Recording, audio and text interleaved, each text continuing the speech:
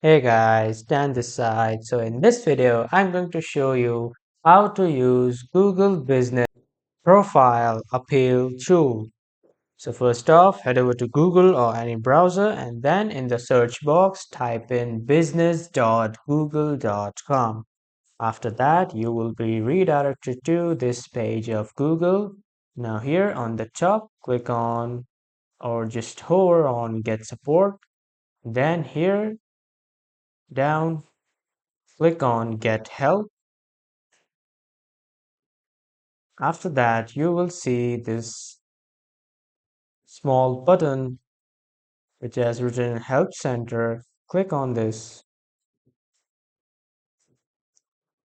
After clicking on Help Center, type in the search box Appeal Business Profile Content and Profile Restrictions. Simply just hit enter. And here you will see this Appeal Business Profile Content and Profile Restrictions. Just simply click on Read More. After clicking, you will see here an option of Submit an Appeal.